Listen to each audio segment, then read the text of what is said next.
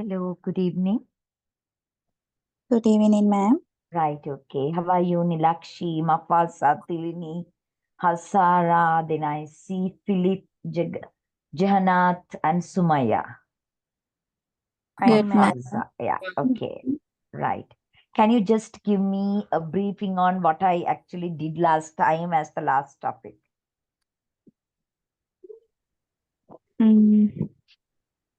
Ma'am, you did Robert Gagne's complex learning theory. Then after that, motivation, and up to the assumption. Only up to that part you did. Motivation, that is Maslow's hierarchy of needs. Yes. I finished that discussion. Yes. Teacher implications also discussed, right? Yes. Maslow's theory. Okay. Then the last part. Okay. It's personality. We have not done personality. So our last unit is personality. It's a very important topic in psychology, educational psychology. You know why? What is the ultimate goal of education? If I ask you, what is the ultimate goal of education?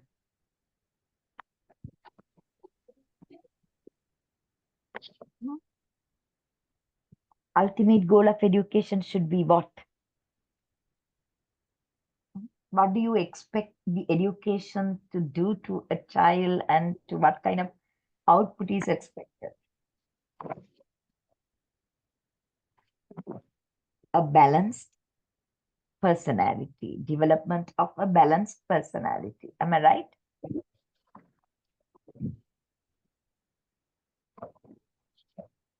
Am I right? Do you want education to produce doctors, engineers without much social development, emotional development, and all that? Or you want a balanced personality where that all the aspects of the child is developed?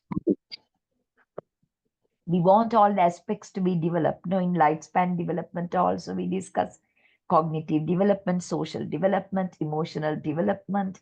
Why do we actually think of developing varied aspect of the child? That is to develop a balanced personality. Am I right? Yes, ma'am. Yeah, definitely yes. A balanced personality. If not, you can say kind of a whole child, whole child. Whole child is a balanced child, right? All the aspects are developed. So education aims at developing a balanced personality of the individual. That is the ultimate goal. If ultimate goal of education is that, in educational psychology module, we are going to look at what personality is, what is meant by personality, uh, what is said about personality in different theories, and how to get the learner, the student, to develop a balanced personality. That kind of understanding is a must for the teacher. So we have the topic personality as the last part of our lesson, our module. Do we have another session this month? Or this is the last Saturday of the month? Or do we have another Saturday?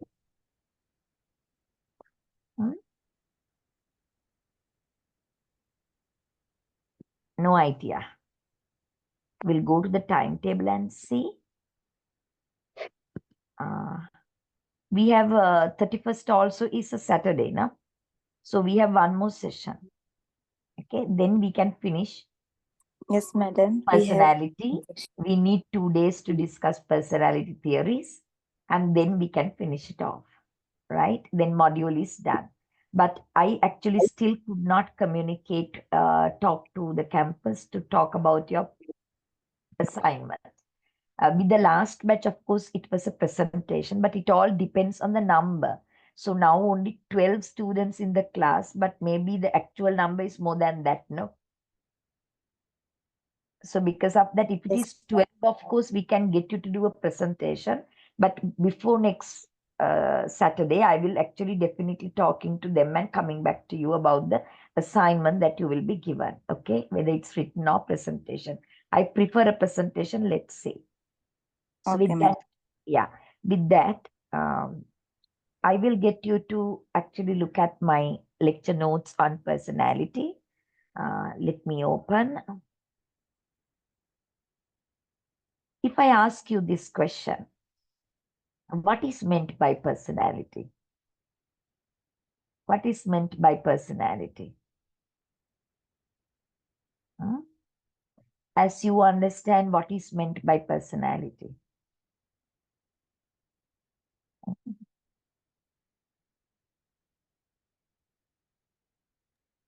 It is a quality. Qualities of a person is one's personality. Okay, others? Others?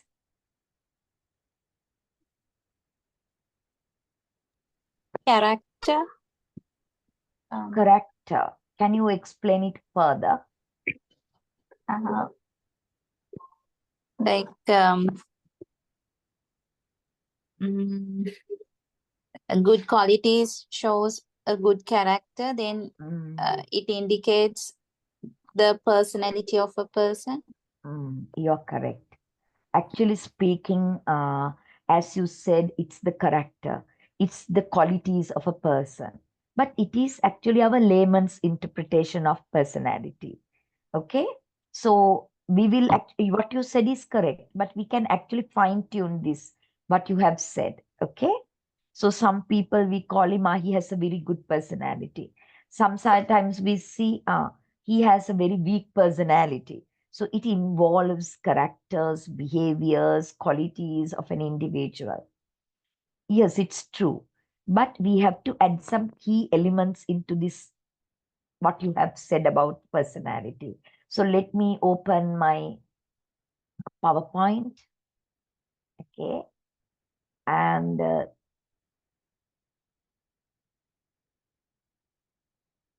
share it with you. Madam, we couldn't get previous lecture notes yet, madam. All the previous lecture notes?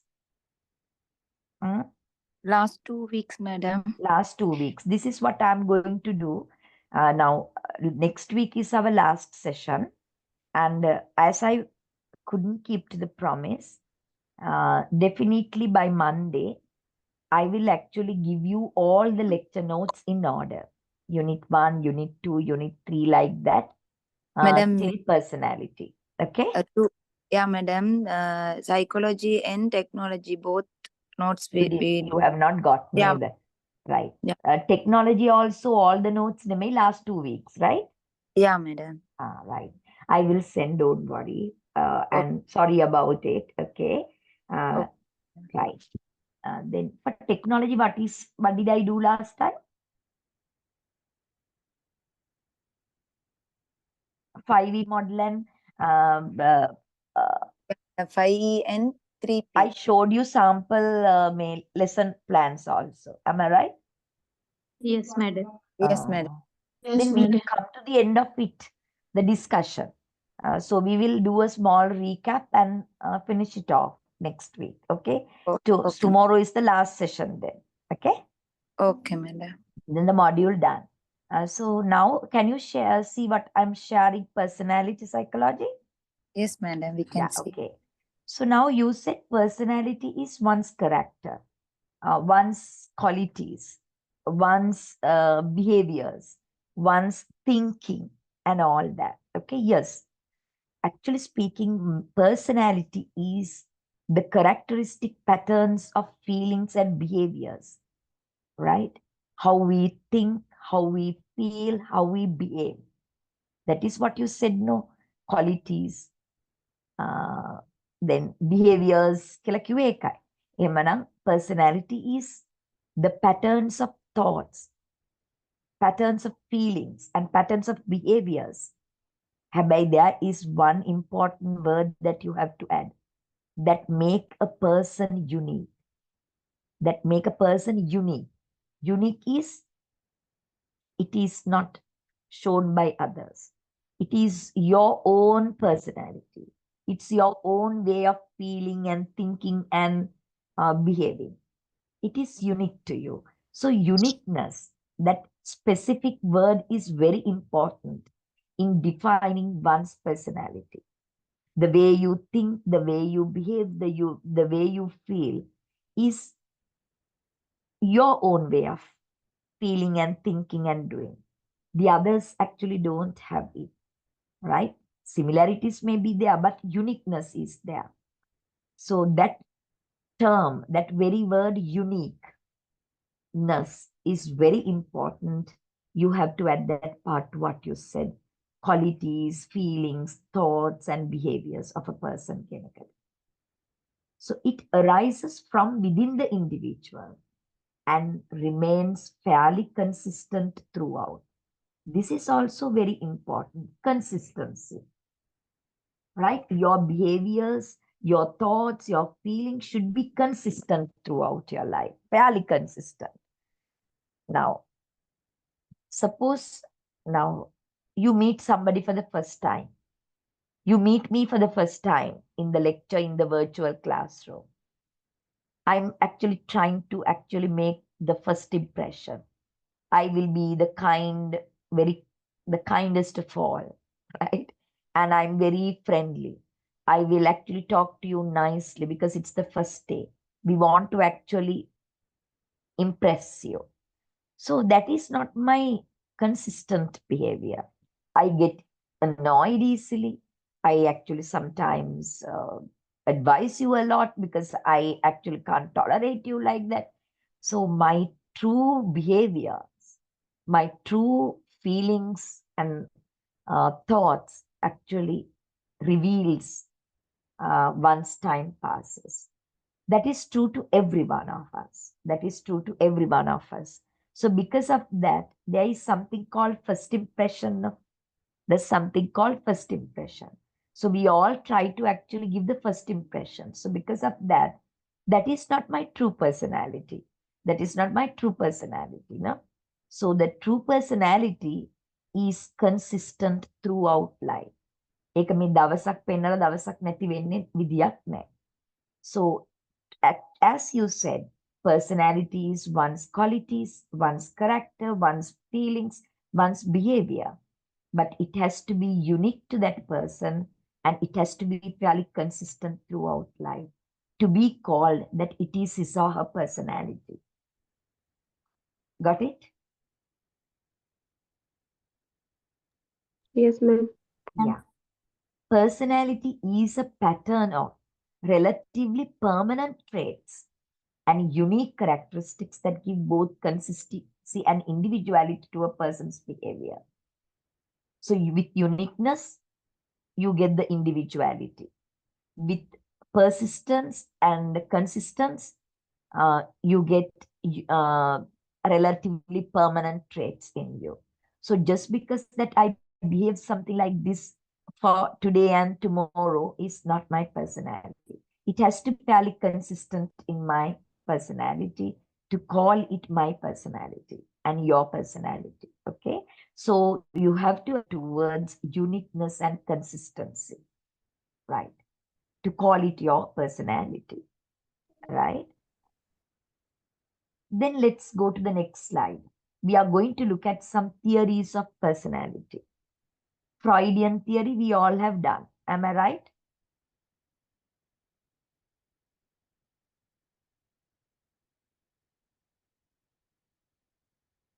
Did we do Sigmund Freud's psychosexual development theory? Didn't I do?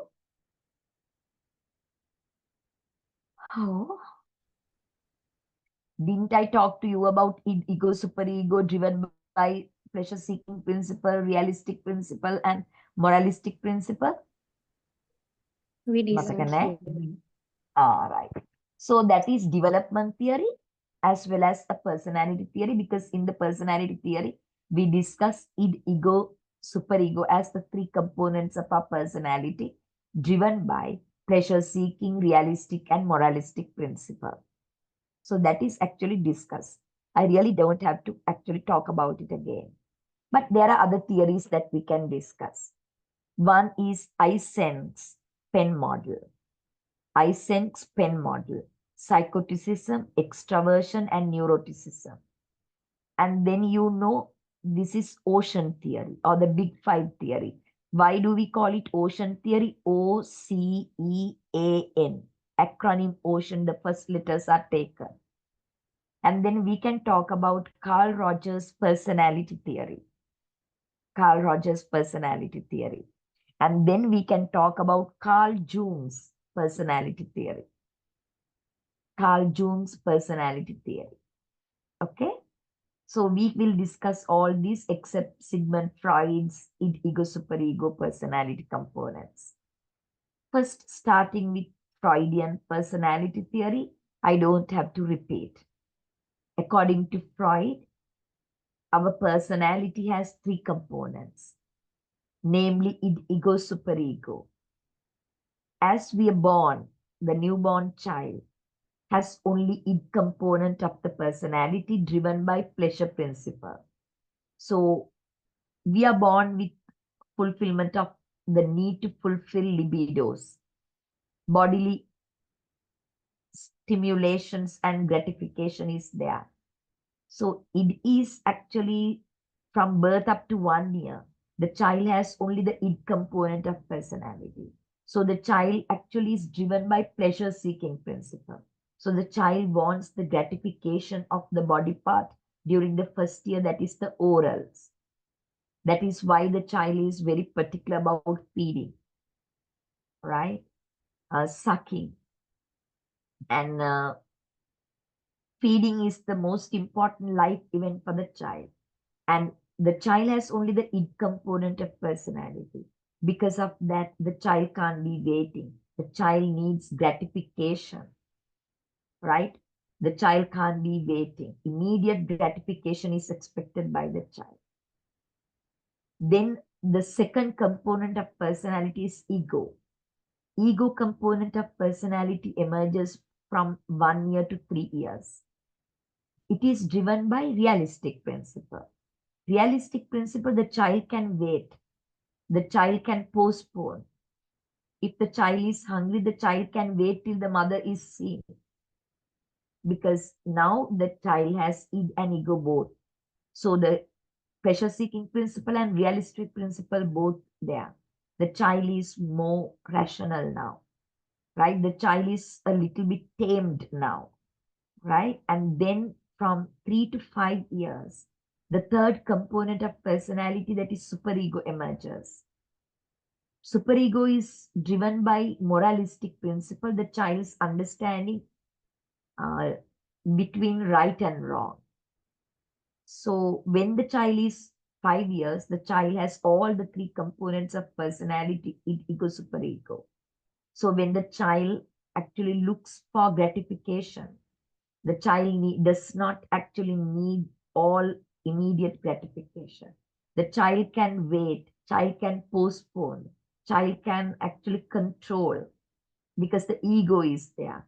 And when it comes to superego, the child can now decide whether this is right or wrong. So by the age of 5, all the three components of personality exist in the child. And the personality of the child is a matter of balancing this ego, superego components of personality. So we have already discussed that, so no need to discuss it again. So here you can see, I want it now id. From birth up to 1 year, only id is there. Ego. Ego says, I need to do a bit of planning to get it. More realistic now. And superego is there by the age of 3 to 5. You can't have it, it's not right. So balancing these three components is one's personality, according to Sigmund Freud. Okay. I want to eat chocolate, id. Eat a small bar of chocolate, ego. I'm on a super diet, superego. So balancing it and eat a small bar of chocolate. You're not going to give in to superego, then you are not to eat chocolates. You're not going to listen to eat, then you're eating chocolates. But you're going to actually balance it out, ego being realistic. I will take a small bar of chocolate and eat, not a big one, right?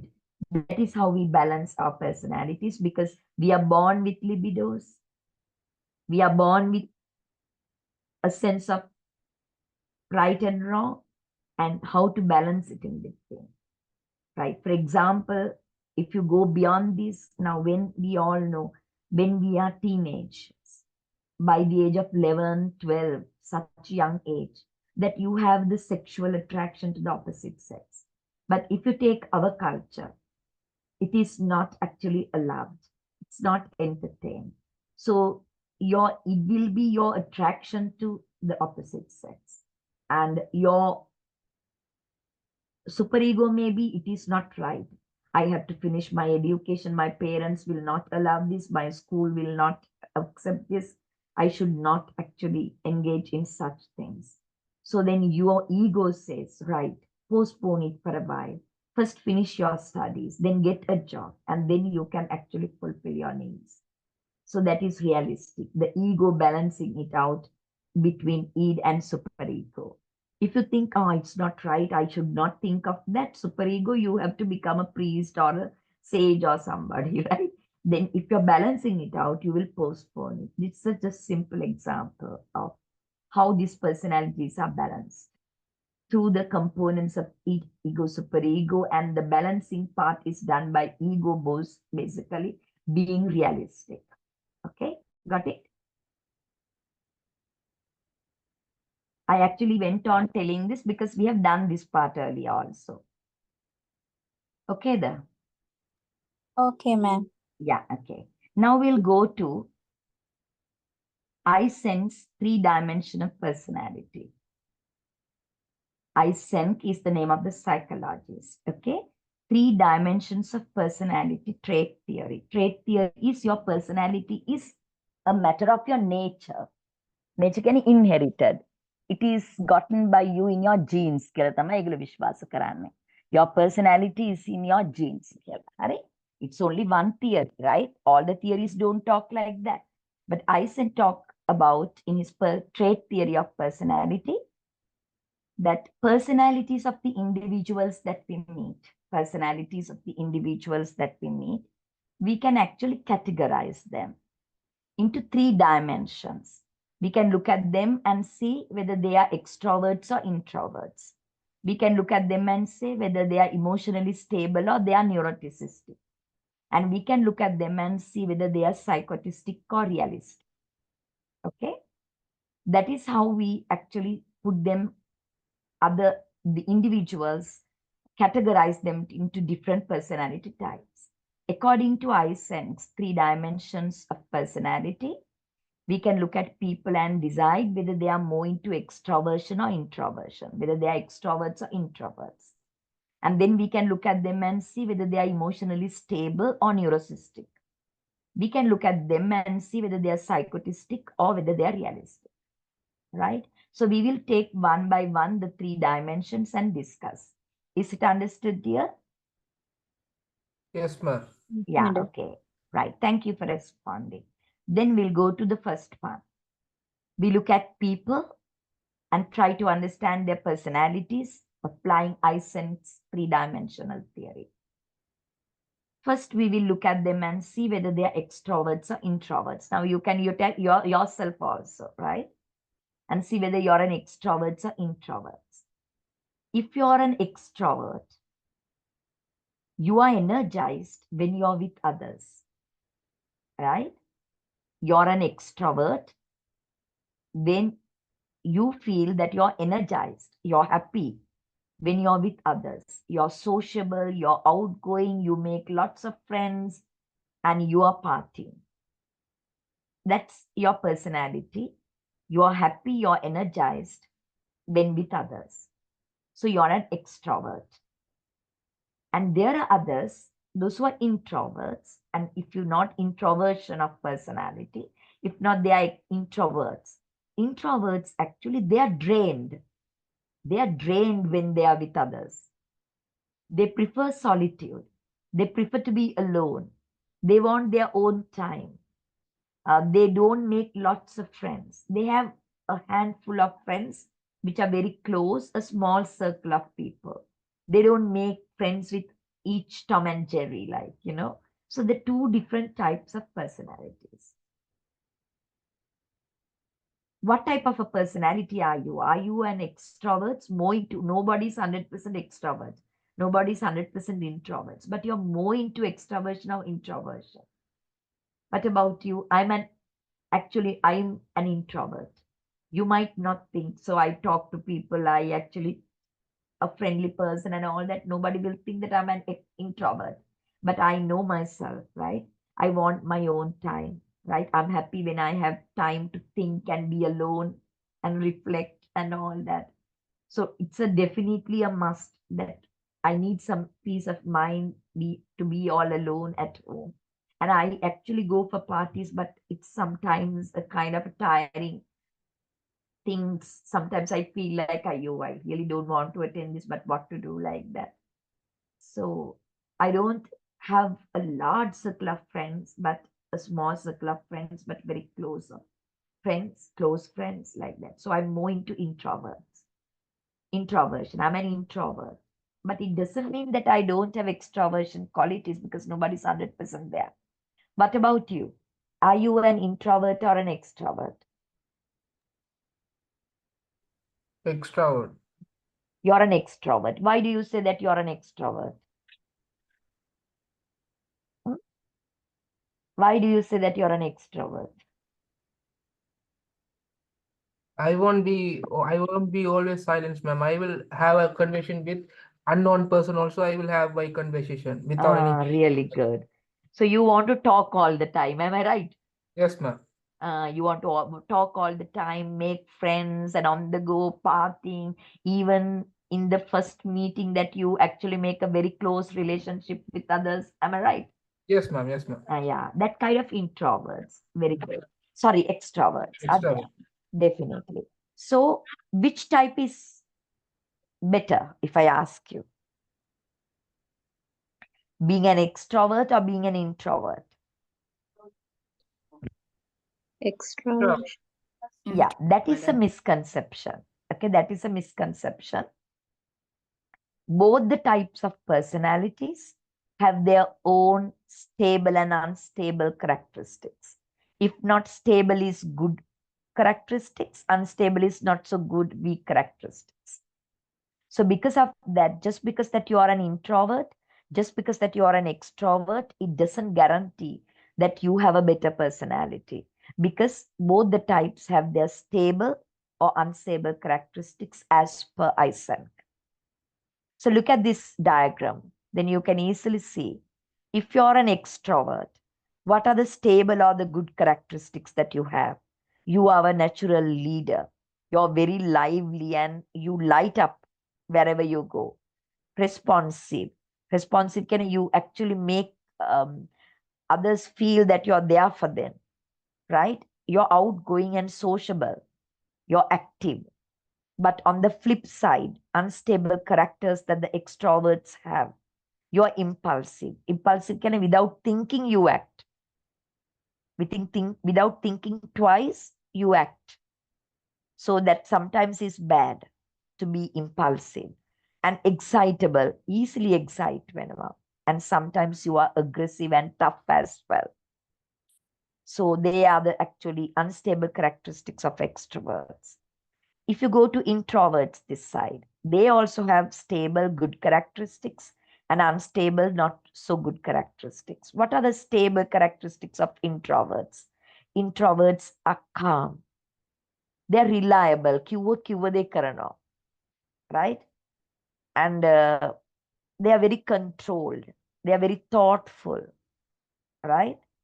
But on the flip side, the unstable characteristics, maybe they are passive, quiet, pessimist, negative thinking, unsociable, rigid, and moody. සමහරට mood ගහගෙන පැත්තකට වෙලා එහෙම ඉන්නවා ඒගොල්ලන්. ඒවා unstable characteristics. So this is the diagram shown by Eysenck to show the stable and unstable characteristics of introverts and extroverts. Okay, so you can't guarantee being an extrovert or introvert is better than like that. Nothing, no personality is superior to the other one. Both the personality types have its stable and unstable characteristics. That is it. And 100% extroverts or 100% introverts are not there. Some theorists talk about ambiverts, that is in the middle. Actually, in the middle, Ganta 50-50, nobody's there. So you can be more into introversion, you can be more into extroversion. Okay, right. Then that is the first dimension, introversion or extroversion. So more on extroverts.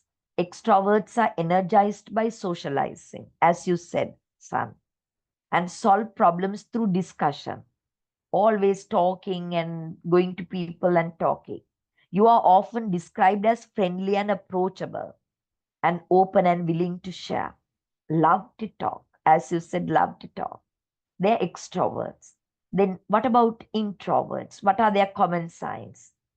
Being around too many people drains their energy. Okay?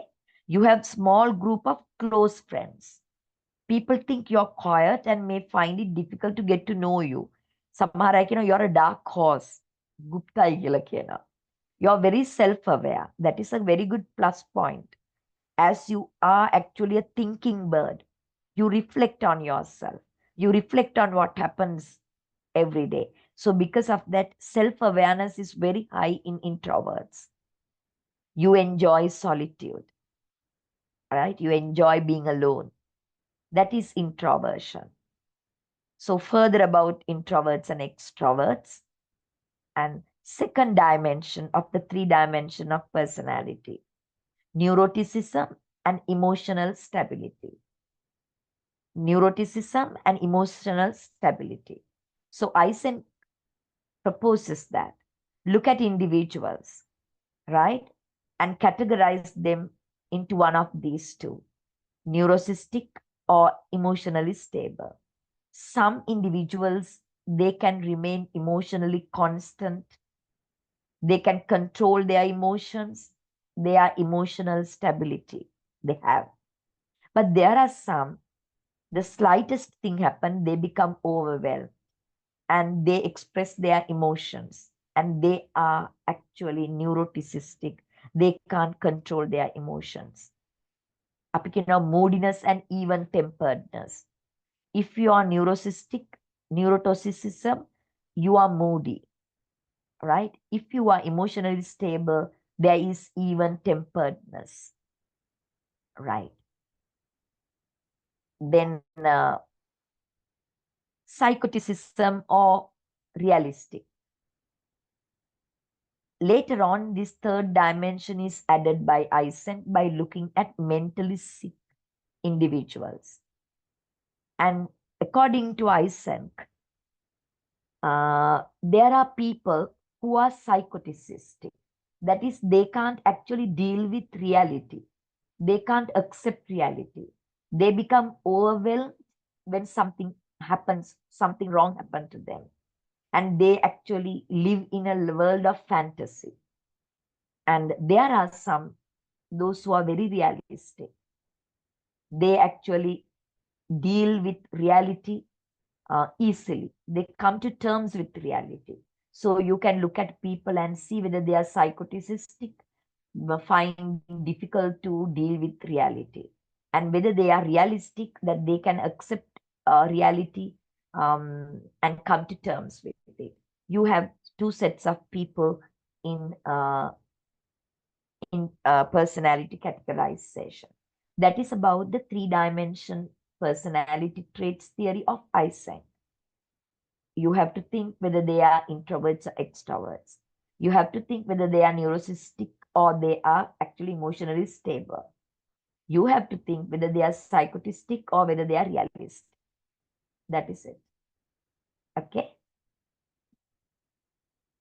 Okay, now you Yes. can think of your people, right? You can think of yourself and you can apply the 3 dimensions and see where you are. You are not 100% into one type, right?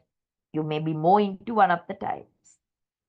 You can be more into extroversion or introversion. You can be more into emotional stability or neuroticism.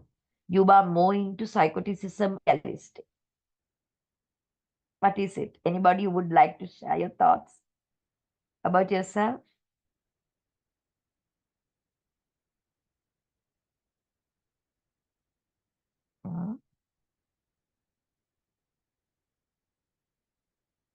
Can you? Nobody wants to talk. Mm, mm, mm. Excuse me, ma'am. Excuse me, ma'am.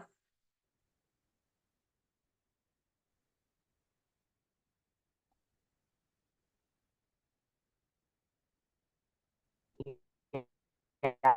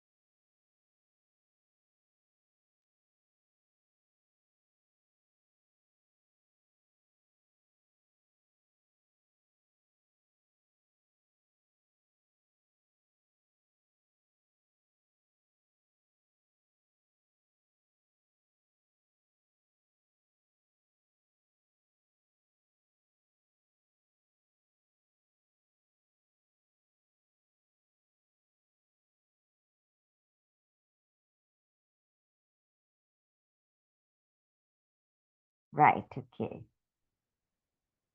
Can you hear me now? Yes, ma'am. All right. Okay.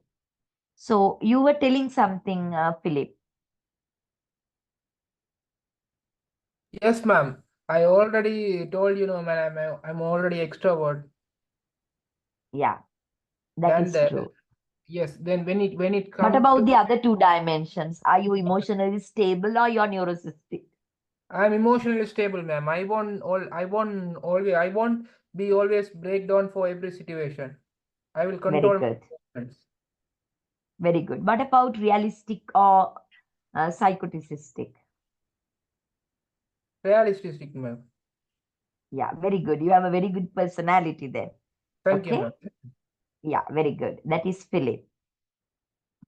Maybe sometimes our own experiences also make us, because personality can be developed. Am I right?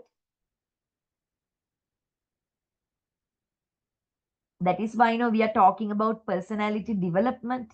So because of that, because of our maturity, experiences, thinking, we actually develop our personality. And even if I'm into psychoticism, I actually with my age have become realistic by now. So like I can come to terms with little things that happen in life that were earlier I was not ready to accept it with open arms and all that. So because of that, we have to actually have a very correct understanding of our personalities and then think of developing our personality to become better people, right? Or to become a better person. Very good. That was Philip. I would like to hear from a lady. Anyone? As Philip said, ladies,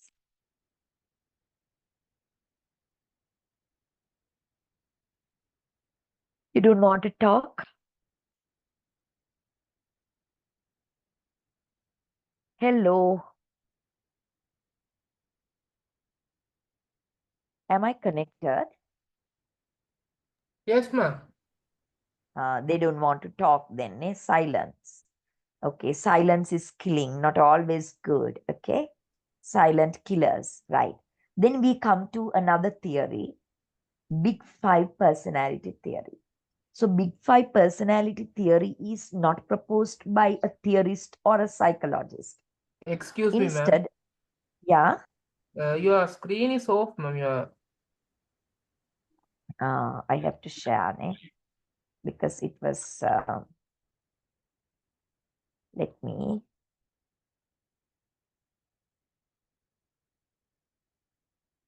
right, right. Now you all okay with it, you can see. Now we look at Big Five personality theory, if not ocean theory, the acronym OCEAN. O for openness to experience, C for conscientiousness, E for extraversion, A for agreeableness, and N for neuroticism. Now, this is not actually proposed by a theorist. Instead, this is the workplace personality theory. This is the workplace personality theory. Why do I call it workplace personality theory? Now, if you really want to join a place as a new employee, actually they want you to have this kind of a personality, which is summarized into the acronym OCEAN. They are taken from different theories. The characteristics of your personality put into OCEAN theory is taken from different theories. So OCEAN, or the Big Five personality theory, has 5 components that they are looking for in you, the employers, right?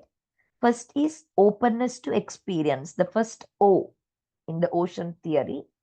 The acronym OCEAN, the letter O stands for openness to experience. That means your level of creativity and curiosity. If you have a closed mind, you will be always in the comfort zone. You will always be doing what you already know only. You will not try out new things. You will not be very curious to know, gather new knowledge. Instead, you are in the comfort zone. You will continue to do whatever you would be doing. That is a closed mindset. But if you have an open mindset, which is that your personality is openness to experience, so you will try out new things, right? Appreciation for art, emotion, adventure, unusual ideas, imaginative and curious. You can think out of the box, and you will have new ideas in you, and you want to try out new things because you have that mindset, open mindset, that is openness to experience. So workplaces look for people with that kind of personality trait, openness to experience. There are some people, they don't want to try out new things. They fear it may go wrong. It may not accepted by others. Because of that, they actually are confined to the comfort zone. They are not curious. They are not creative. They are not imaginative. They are blunt. They want to actually repeat the old thing and then continue to be like that. But workplaces actually entertain your personality trait, that is openness to experience. The O of ocean acronym. Okay, then you go to conscientiousness. C for conscientiousness. How much that you're organized and how much you are actually ethical in your work. You are punctual, you are disciplined, you are particular about your dress code, you are dutiful, you take up responsibilities, you have a sense of kind of result oriented, you are achievement oriented, you are self-disciplined, you are punctual, you are systematic. All these are your conscientiousness. Workplaces are looking for this personality trait in you. You have to be conscientious. You are highly organized and ethical when it comes to work. Okay? Then workplaces look for extroverts. E for extroversion. So your level of sociability and enthusiasm.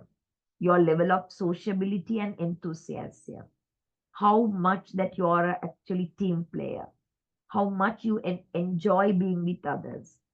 How actually you make relationships with the colleagues. How can you get on well with the others? They are very important. How can you actually deal with your clients? They are how can you network with the people in the business world? So you have to have an extrovert personality. That is actually a priority of the employers in selecting employees for their workplace. Then the A for agreeableness. Agreeableness is your friendliness and kindness.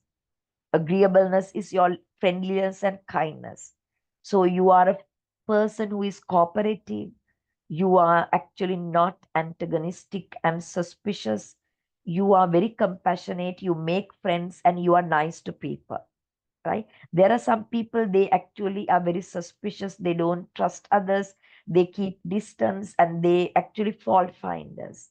Then you lack agreeableness.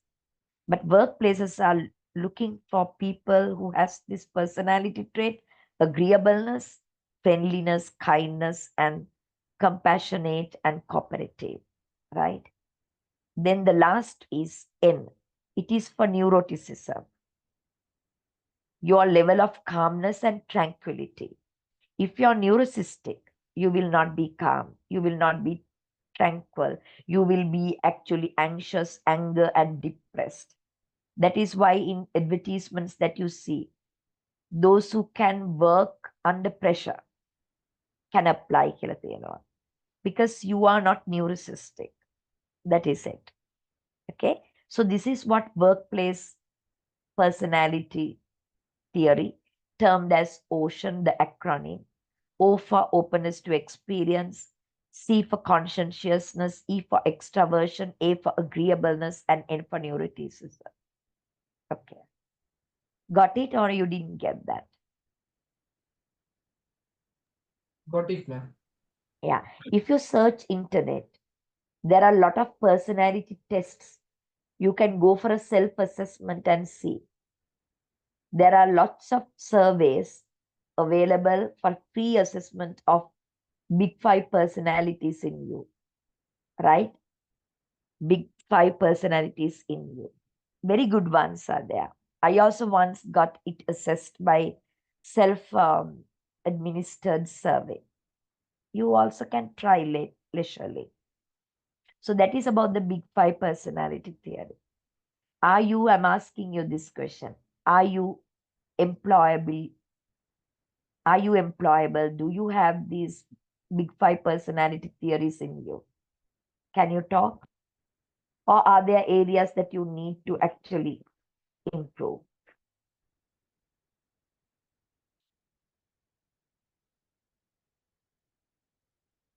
I have seen people giving up their jobs because they can't actually manage their kind of emotions.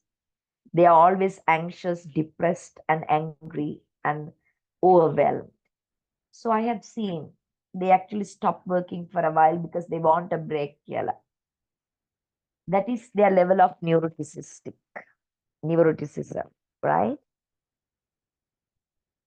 Be calm under pressure, be cool under pressure. That is needed, as Philip said, that he's one such personality. Okay, that is really good.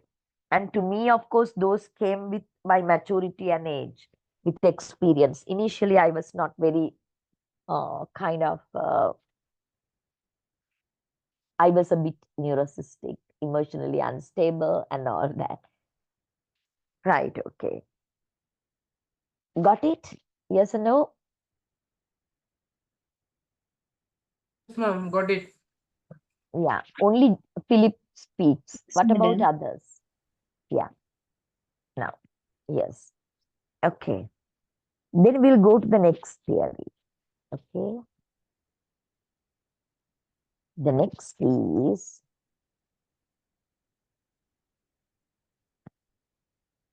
now some more explanation on openness to experience. Ocean theory, openness to experience. So you can sample. I have excellent ideas. I'm quite quick to understand things, like that. Conscientiousness. I'm always prepared. I pay attention to detail. I get chores done right away. I like order. I follow a schedule. I'm exacting my work. I never forget my belongings. I always end up being helpful to most things. I often remember where I last put my things. I give attention to my duties. So these are qualities of conscientiousness, like that I have given. Okay. Neuroticism. tendency to experience negative emotions such as anger, anxiety, and depression often interlinked with low tolerance for stress, more likely to interpret ordinary situations as threatening and minor frustrations as hopelessly difficult. Their negative emotional reactions tend to persist for unusually long periods of time, which means they are often in a bad mood. Can diminish the ability of a person scoring high on neuroticism to think clearly, make decisions, and cope effectively with stress. So they are unable to cope effectively with stress and they are always depressed. Right. So then with that, we finished the ocean theory as well. And now we are going to look at Carl Rogers' personality theory. Carl Rogers' personality theory. Right. Give me a second now. Carl Rogers' personality theory. Now, Carl Rogers comes from humanistic school of thought. Carl Rogers is the pioneer of humanistic school of thought. You know what humanistic school of thought is all about.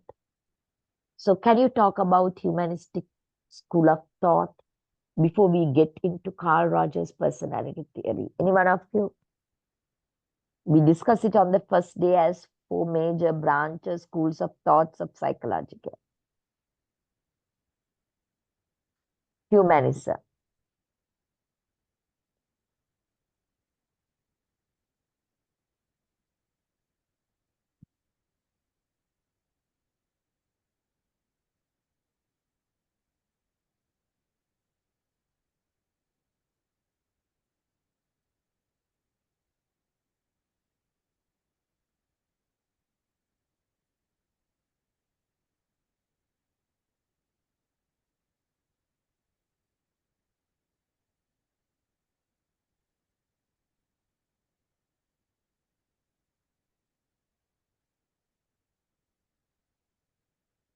Okay, now we get into another theory.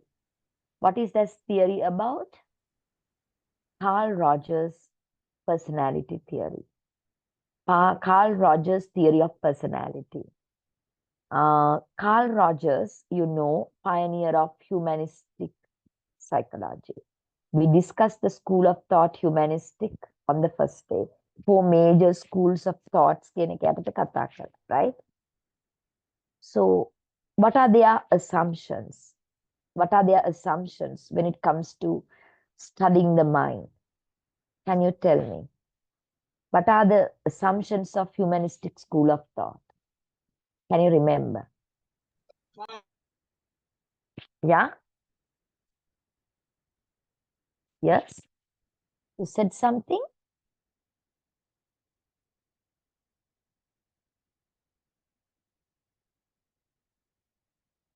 Yes?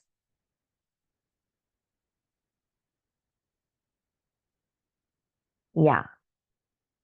Development of self-concept is the most important element of humanistic psychology. Development of self-concept and becoming a self-actualizer. Self-actualizer is a fully functioning individual. Fulfill one's potential and achieve the highest level of human beingness that we can. That is actually self-actualization. You want to do well in every possible way to become a fully functioning individual. So you're born with the desire to become self-actualizers. That is Carl Rogers. Okay, so Carl Rogers' humanistic personality theory discusses the importance of self-concept, development of the positive self-concept in order to become self-actualizers, fully functioning individuals one fine day. So as teachers, what you should facilitate is development of what? A positive self-concept. Development of positive self-concept. Okay. Now, because the key is the self-concept in Carl Rogers. Key is the self-concept in Carl Rogers. So now you can see, according to Carl Rogers, our self-concept has three components. What are the three components of our self-concept? The self-image, the self-esteem, and ideal self. So you can read this slide and tell me what is self-image, what is self-esteem, and what is ideal self. Can you read this slide and explain it to me?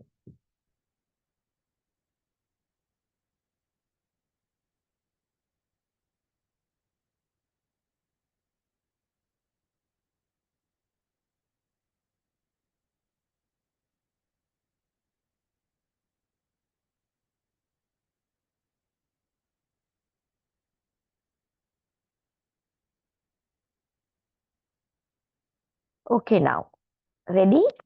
What is this self-concept all about?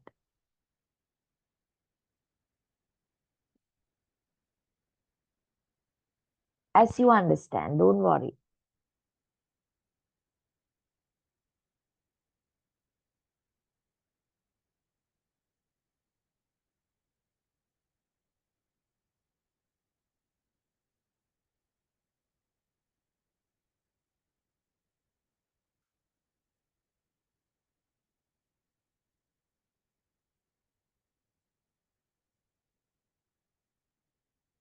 Okay, now, can you talk? Can you talk about the self-concept?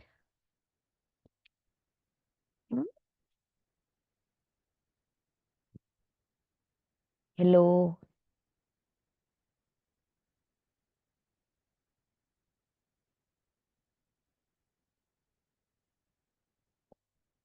Class, can you respond? If you don't understand, say that you don't understand. I will explain.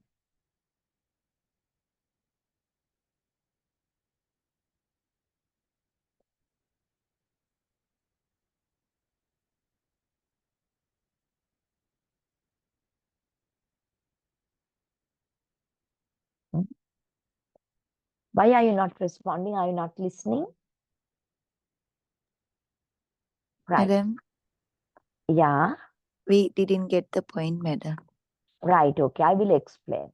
Now, Okay. according to Carl Rogers, being a humanistic psychologist, they believe that we will develop a good personality if we develop a positive self-concept. What is this self-concept then? Self-concept is what you think of yourself. What you think of yourself is your self-concept. Now, we all have a self-concept in us, what we think of ourselves, right? So, if you are to further look at what we think of ourselves, Carl Rogers talks about three components of our self-concept. Carl Rogers talks about the three components of our self-concept. What are those three components of our self-concept?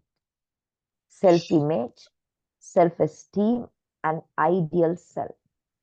Now, our self-concept consists of these three components. So, we are going to look at what they mean. First, the self-image. Self-image is the view you have of yourself. The view you have of yourself. You know you are dark. You know you are fair. You know you are fat. You know you are slim. You know you are tall. You know you are kind. You know you are actually an angry bird. You know that you are a lone wolf. That is you, how you weave yourself. How you weave yourself. Okay. That is the self-image. Then the self-esteem. Self-esteem, the value you place on your self-image. The value you place on your self-image. Now, for example, you have a dark complexion. And if you think, though I'm dark, I'm a beauty. I'm a dark angel. I have nice features. Kila, you actually place a good value on how you perceive yourself, how you see yourself. Then it is a positive self-esteem. But our advertisements, our TV commercials about lightening cream and all that, Nisa. Now we want a Chinese skin. That is not possible now. We are Asians. So you see, I'm tan, I'm dark, so I'm not beautiful. So your self-esteem, the value you place on how you perceive yourself is very low. Then you develop a poor self-esteem. Got it? Or you didn't get that? Got it, ma'am. That is it. And then you go to ideal self, another component of our self-concept. Ideal self is what you want to be and what you wish to be. What you want to be or what you wish to be. That is ideal self. How do you develop your ideal self? Because of the influence of others. You develop your ideal self because of the influence of others. For example, you actually enjoy playing musical instruments and singing. You enjoy it. You actually, your self-image, you know you're good at music. Then the ideal self will be, your mother says, you're not going to pursue music, you will not be able to earn money, be like your cousin, be like your elder brother, and become an engineer. Then you develop this ideal self because of the influence of your mom. You think that what you wish to be is an engineer. You're not going to listen to your heart, the liking for music, right? And then if you take the last component, that is self-esteem, I discussed, the value you place to your self-image, the value you place to your self-image. So our self-concept basically comprises of these three components: self-image, then self-esteem, and ideal self. Got it or you didn't get that? Please tell. Got it, ma'am. Madam. Yeah, okay. Yes. So you can actually, as educators, take precautions, use strategies to actually get them to develop a positive self-image, self-esteem.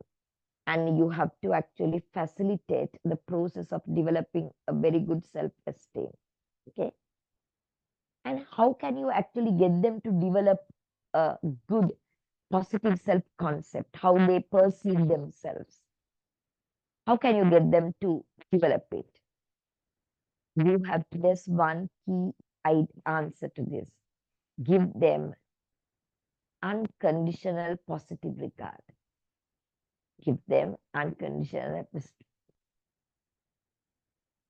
give them unconditional positive regard, unconditional love, right? Genuineness and unconditional love. That is the most important element for the child to go to sleep, right? For the child to develop a positive self-concept.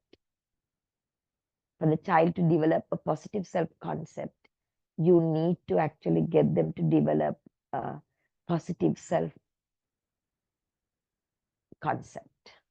Okay, that is it. Give them unconditional love.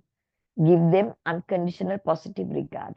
What is meant by unconditional love or unconditional positive regard? That is, always we have to accept others for who they are and what they are. You have to appreciate them, you have to recognize them, you have to tolerate them, you have to be with them for who they are and what they are.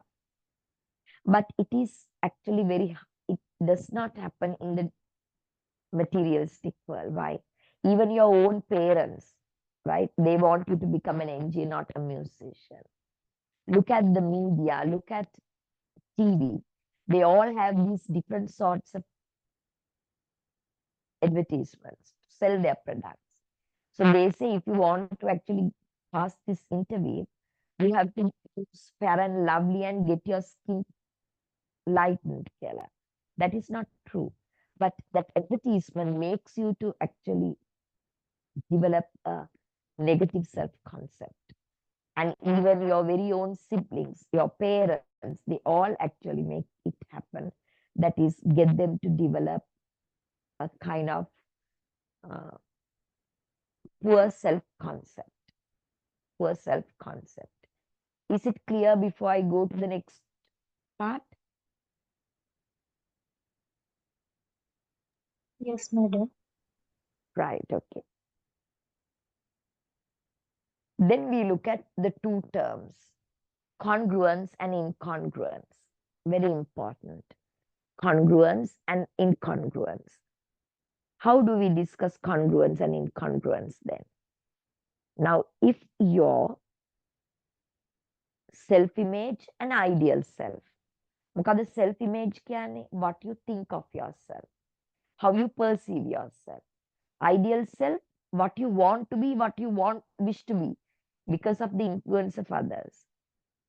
If your self-image and ideal self, you know who you are and you know what you want to do. And if there's an overlap in the Venn diagram, if there are actually quick answering and send it to me.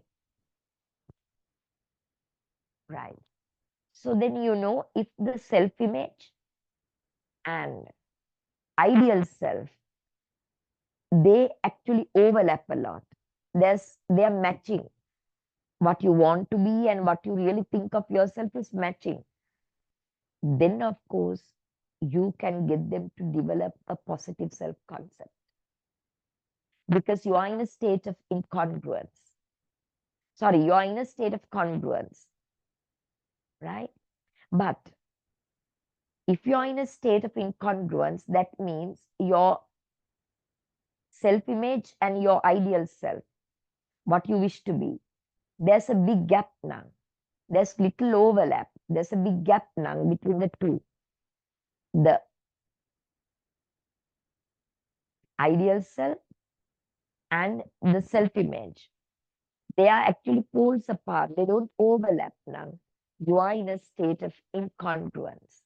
You are in a state of incongruence. So ultimately, finally, the happiness this will not be there in you. You're always curious, you're always excited, you're always angry because you are in a state of incongruence. Your self-image and your ideal self, they don't overlap. They are two different things. Then you are an unhappy person, right? But if your self-image and your ideal self, how you perceive it and what you want to be, they are actually a lot of overlapping is there. So there's some similarity in the two personalities. So because of that, then you develop a sense of congruence. And it is very healthy for the development of your child's personality. And then you can be happy and one fine day become a self-actualizer because your self-image and your ideal self, they don't actually differ a lot. They are more or less the same, right? So this is about congruence and incongruence. And the lecture note on personality and especially the Carl Rogers personality theory.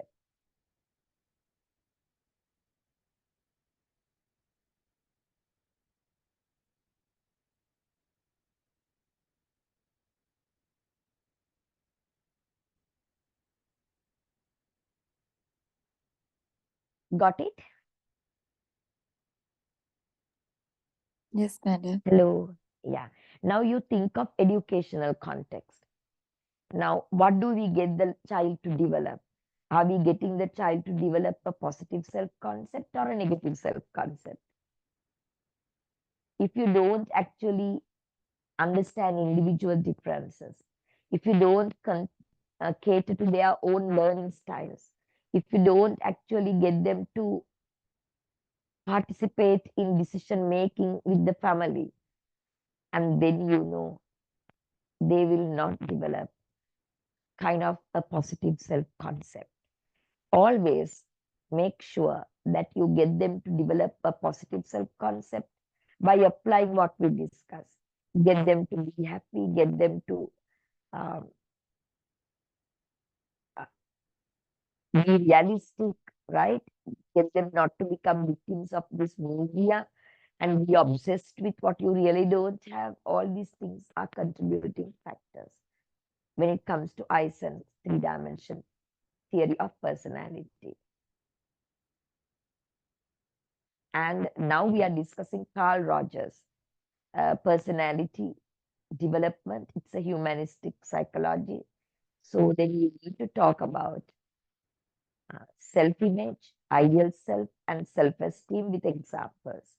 And then after that, you can actually look at how actually this theory is applied in real life and whether you are in a state of congruence or incongruence.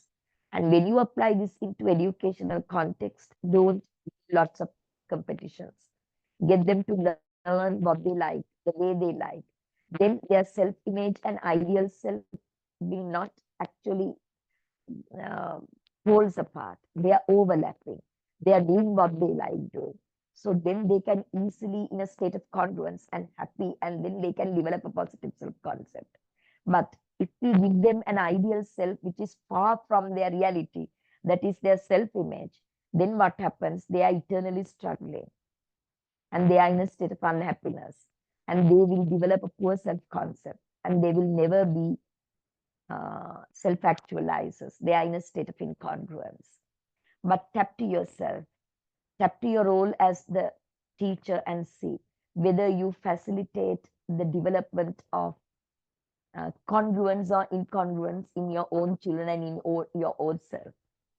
And if you like, you can comment on that.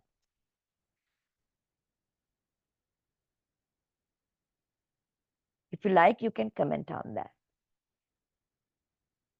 Hello.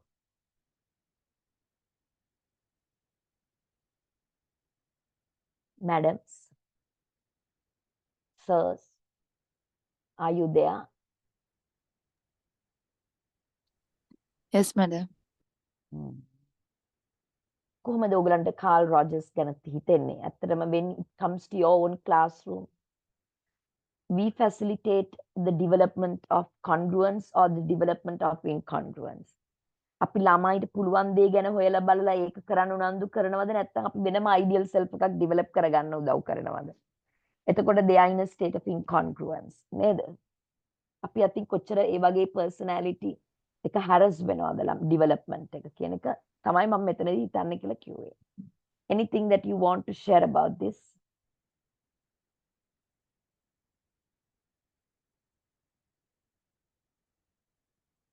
No? Your own experiences or anything, what you think about this?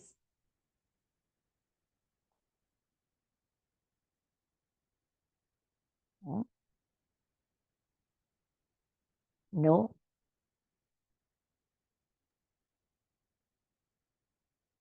කතා කරන්න ළමයි. What about you?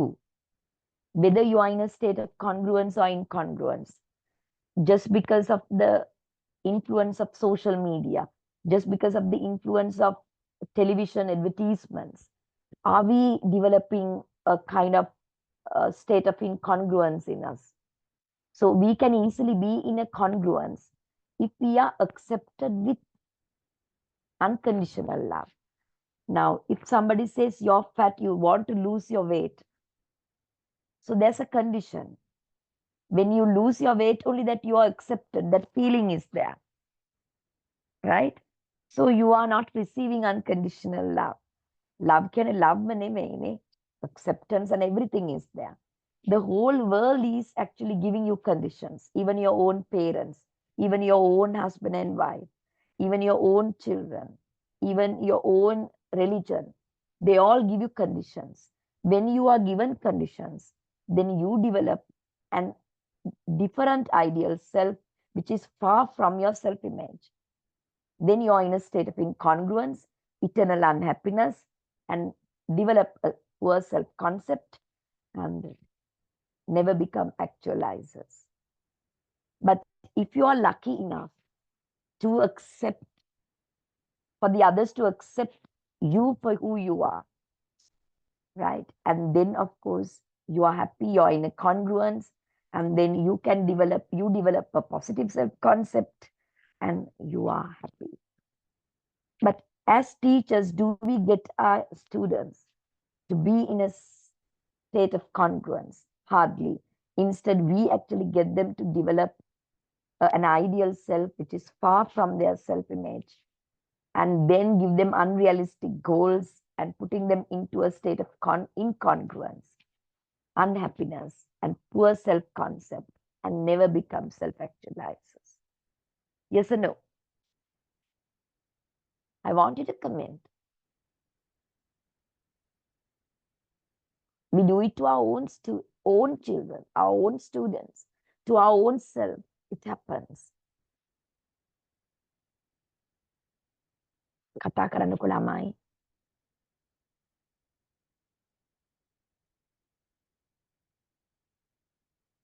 Hello.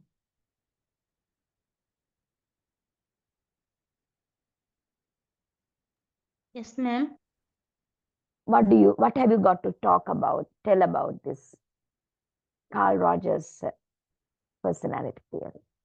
Congruence and incongruence, self-image and ideal self. In teaching learning context or in your personal personality or whatever. Anything that you don't have to keep quiet like this.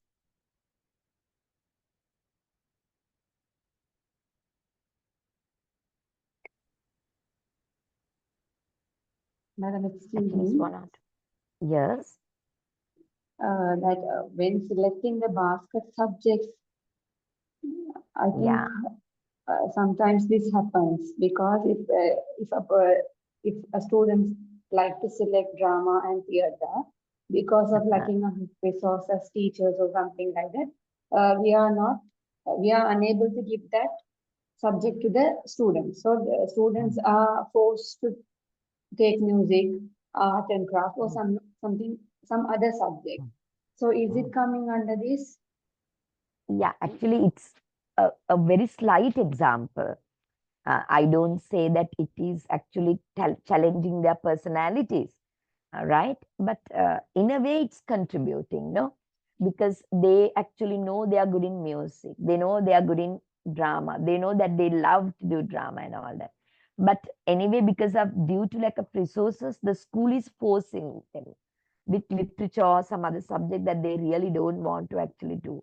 So then they actually wish to become a literature person, then the ideal self, and their self-image is that they want to do drama. So when there is no overlap and there is a gap, then you know they are in a state of incongruence. But this is one incident, but it is broader than that. How it gets into your personality, right? Now, for example, you enjoy drama, music, and all that. You're a very artistic person, but you're not told by your parents or anybody, but you can see by pursuing art that you can't get into a good job. You can't be drawing a big salary. So because of that, because of the social context, because of that, you think, no, I will not pursue art or drama. Instead, I will pursue mathematics, to become an engineer. Because of the social context, nobody forced you. So you develop an ideal self. And then, self-image and ideal self they have a gap in a state of incongruence, poor self-concept, unhappy, and no self-actualization. So the example you gave is a contributing factor. I agree with that. Okay. Got my point?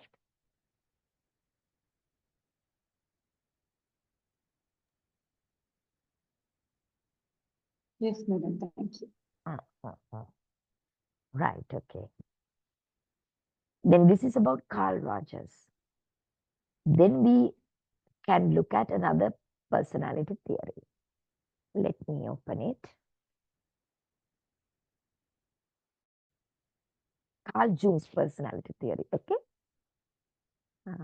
Carl Jung's personality theory. Let me open it.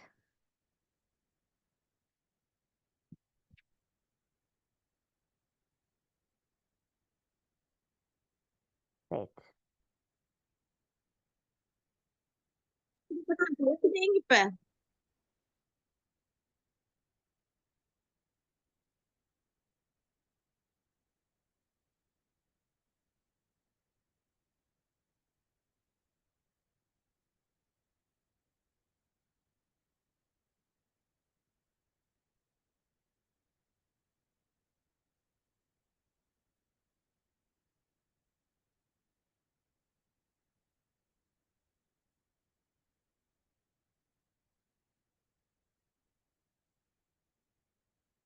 Give me a second. I want to actually open my note on Carl Jung. Carl Jung නෙමෙයි Carl Jung කියලා කියන්නේ.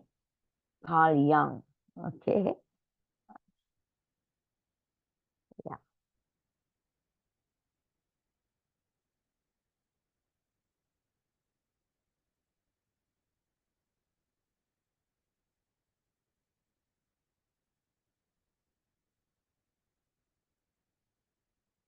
Give me a second. I'm looking for my lecture note.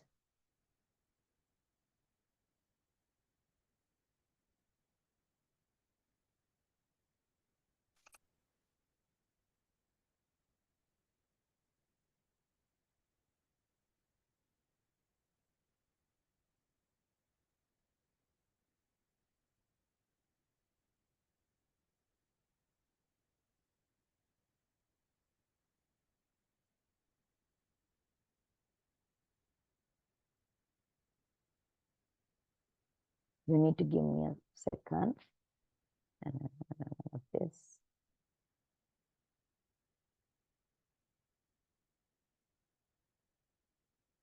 Oh, give me a second.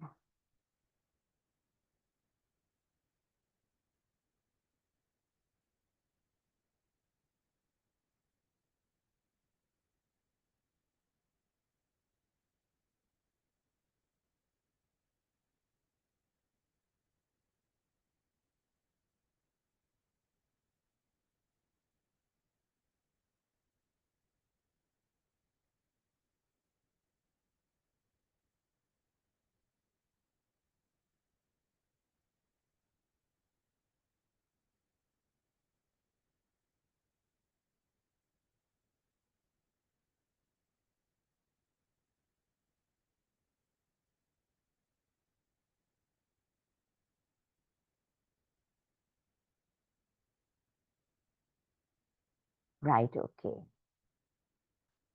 Let me share the last theory on personality, okay?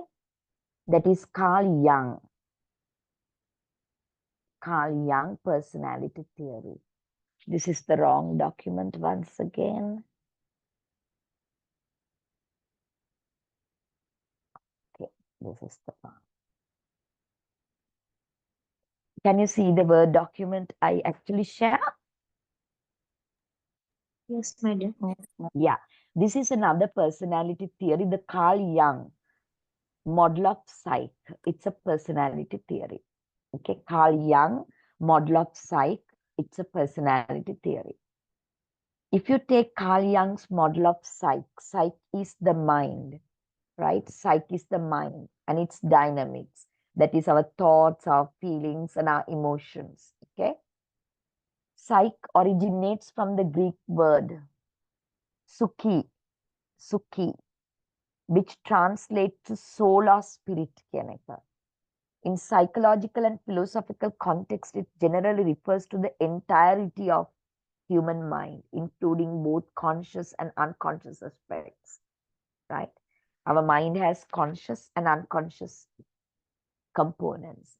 So our mind incorporates both the conscious and unconscious aspects. So Carl Jung is also from psychoanalysis school of thought like Sigmund Freud. The existence of the unconscious mind is there.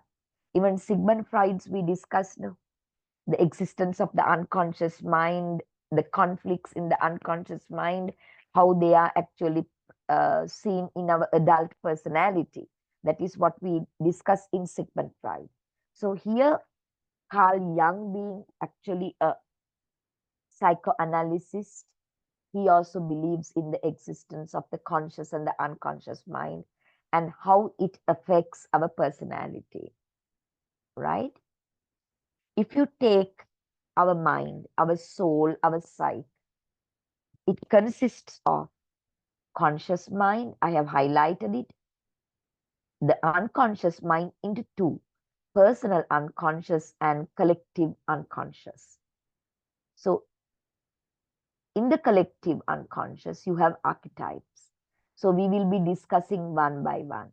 If you really want to look at the components of our psyche or the mind, the first component is conscious mind. You know what it is, the conscious mind. What is actually you are aware of, your thoughts, your perceptions, your experiences that you are aware of, what is happening around you, right, is our conscious mind, right? It's the present experience, right? You are focusing on what is happening right now. Your thoughts, your feelings about what is going on right now is your conscious mind. What you're seeing, what you're hearing, what you're feeling, and what you're thinking right now is your conscious mind. And now you are angry with me because you're hungry and you're sleepy. That is your conscious mind. You're aware of it. Okay? Right. That, of course, is similar to Sigmund Freud. Okay? Example, suppose you are sitting in a coffee shop right now, enjoying a latte and then chatting with a friend. Your conscious mind includes everything you are actively aware of at the moment. The taste of the coffee, the sound of your friend's voice, the sight of the coffee shop environment, and there's a fashionable girl walking in. They are all your consciousness. You're seeing, what you're feeling, what you're actually hearing, etc. That is your conscious mind. That is one component of your psyche according to Carl Jung personality theory. Is it clear? Yes, ma'am. Yes, Yeah. madam. Then the second component of your psyche, said by Carl Jung, being a psychoanalysis, he believes in the unconscious mind. So not like Sigmund Freud, he talks about two parts of the unconscious mind. One is personal unconscious, the other one is collective unconscious. Right? Sigmund Freud always prioritized, focused more on personal unconscious. Right? But Carl Jung talks about collective unconscious as well. What is this personal unconscious then? Personal unconscious, that component of your psyche or the mind, this includes all the experiences, memories, and feelings that have been suppressed or forgotten but are still accessible to consciousness. It contains personal experience and emotions that are unique to each individual. Okay? They are unique to you. Your first boyfriend, your childhood trauma, how you were physically abused by the drunkard father. All these are personal, right? Example, imagine you had a particularly embarrassing moment at school years ago, like accidentally spilling juice all over your best friend's homework. You might have pushed that memory out of your active awareness. ඒක ඔයා දන්නේ නැහැ එහෙම එකක් වුණා කියලා මතකයක් නැහැ. But because of this uncomfortable incident, or you wanted to forget it, however, it is still in your personal unconscious. ඔයා දන්නේ නැහැ how it affects. Now, I will actually relate my own experience. When I was young, I was actually driving and I met with a big accident. Then I actually don't actually harp on it and obsess with it right now. It's long time ago. But whatever happens now, right? To others, I don't actually allow peacefully drive. If I actually get into a bus or public transport, I was always thinking of something that can happen because they're driving fast and all that. And it is actually nostalgic. I'm obsessed with it without knowing that, right? I'm doing it. That is because of what is stored in my personal unconscious, right?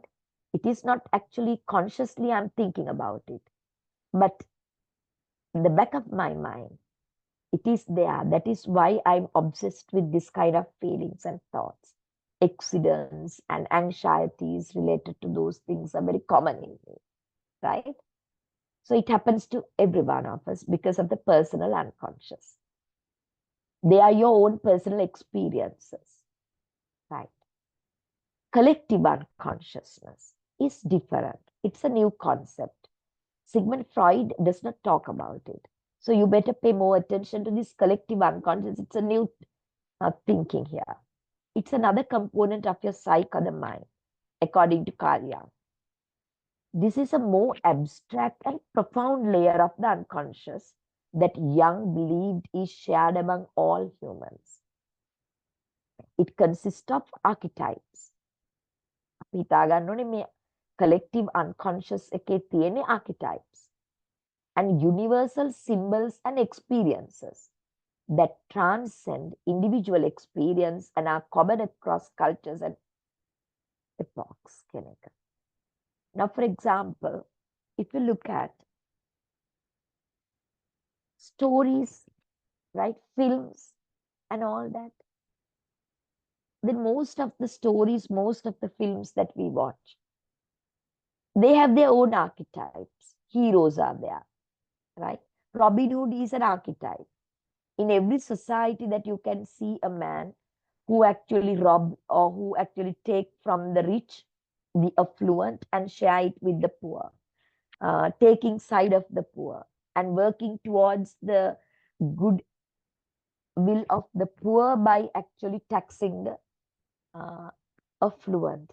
That is actually the Robin Hood archetype. Okay. And at the same time, there can be different types of archetypes. They are very common personalities that exist in our societies. Common personalities that exist in our societies. So I will actually, to get it clearer for you, I will read what is there in the collective unconscious.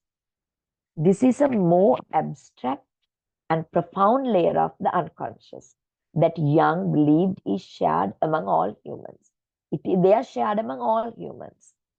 It consists of archetypes, role models, and universal symbols, archetypes and universal symbols, and experiences that transcend individual experience and are common across cultures and epochs. Hercules in Greek mythology, known for his incredible strength and his 12 labors. So Hercules' journey exemplifies the hero archetype as he undertakes perilous tasks to atone for his past and achieve greatness. So this concept of heroes is very common archetype. They are drawn from role models in societies, right? Our collective unconsciousness, right, caters to this kind of archetypes. They consist of different archetypes. We have our own archetype based on our personalities. So let's see what are these different archetypes that actually can be in our collective unconsciousness. Archetypes. These are the fundamental universal symbols and themes within the collective unconscious. Examples include the self, the shadow, the anima or animus, and the persona. There we have 4 types. What are they? The self, the shadow, the anima or animus, and the persona. They are the 4 main different types of archetypes in the collective unconscious. Let's see the self. What does it mean? The self represents the totality of the psyche.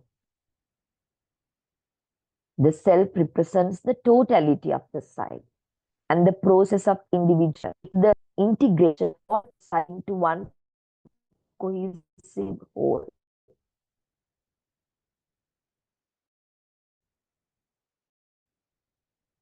The self is the representation of totality of the side. So you have the conscious, all these different components of the side into one as a whole, to a cohesive whole. That is yourself, the self. That is itself. We have the self and the actually putting all the components, collective unconscious Excuse me, into ma'am. one.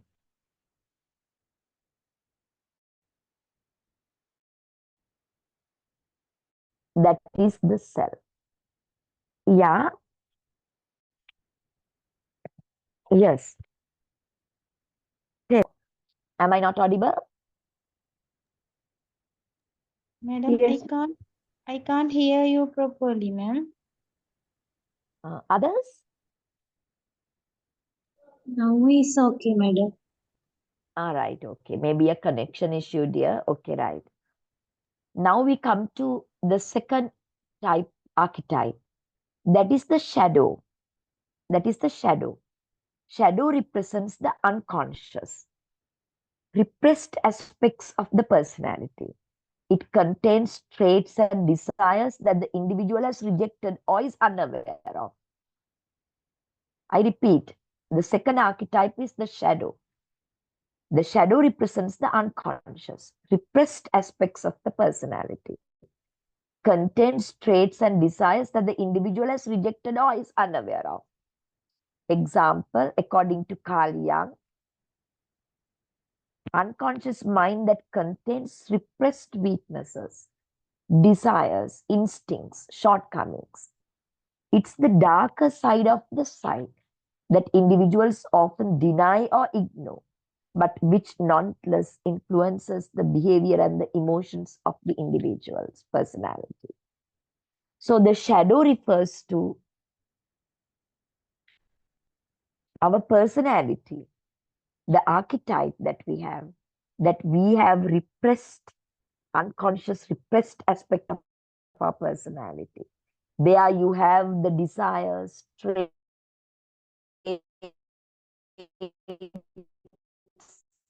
which are rejected or we are not aware of. Maybe that we are to fulfill something and we reject it. And Carl Jung says, our shadow is that the dark side of our personality from us, which is hidden from us, but it affects our personality, right? The anima or animus is actually the sense of feminine side of men. Anima is if you're a man, you in feminine side. Okay. So then if you take animus, you're a woman, but you have the masculine side in you. That is the animus. If you're a man, you have that hidden feminine qualities in you, right? That is anima. So we all have this anima or animus. The influence our interactions with the opposite gender and our understanding of our gender roles. That is another archetype. How individuals relate to the opposite gender and shape their understanding of gender roles and relationships. Right? That archetype is termed as anima or animus. So the man in the woman and woman in the man, that is hidden. So it actually helps us to actually control our gender roles, understand our relationship with the opposite sex. And we use this anima or animus. So if you are a woman, so you have that hidden anima in you. You're a woman, so you're an animus, right? You have the masculine side in you. and it is hidden, but that masculine side in you helps you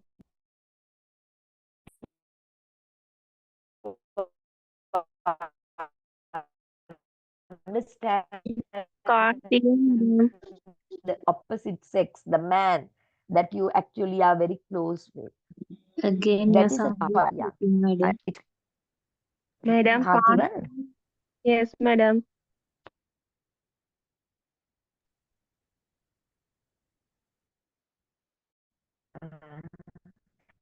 Now I think the whole, let me see whether I can change the, I will actually connect to my,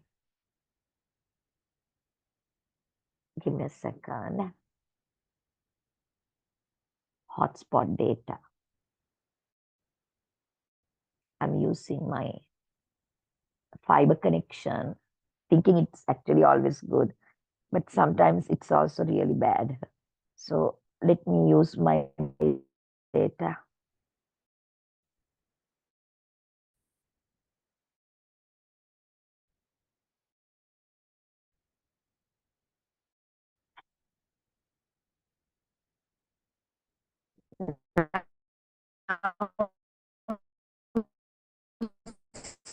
See whether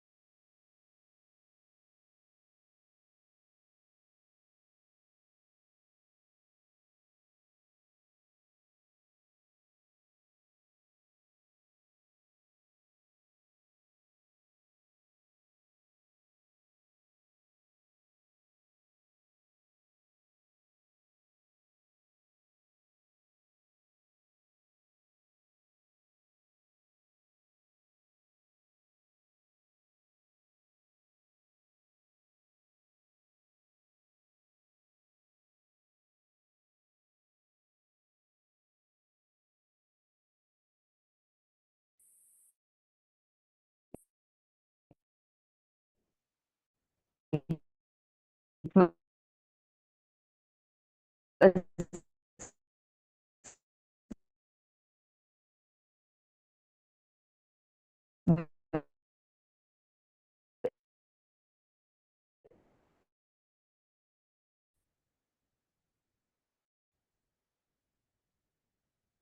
can you hear me? Now we can hear you, madam.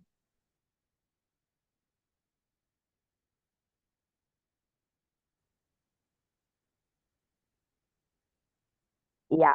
Now we will discuss this next week. Next week is our last day, and this is next day once again, and then for is to be. So next week is our last day, and I will actually give an update on your Can't assignment hear properly, madam. as well next day. Is it okay? Stop now. Okay. And Madam, I will what talk is to the you exact? about Carl Jung Madam, personality theory. Madam, we can't hear you, madam. we can't hear you properly, madam. And we don't know what did you say also.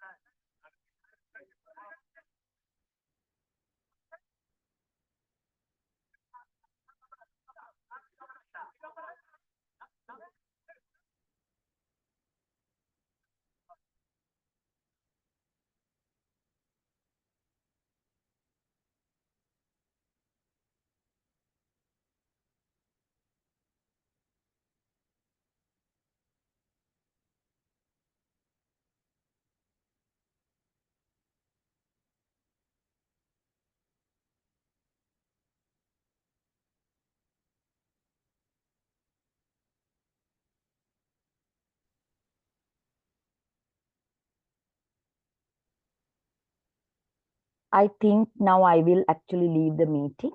We'll meet next week. We have only about 9 more minutes. Is it okay because of the connection issue? We'll finish this next week. Okay.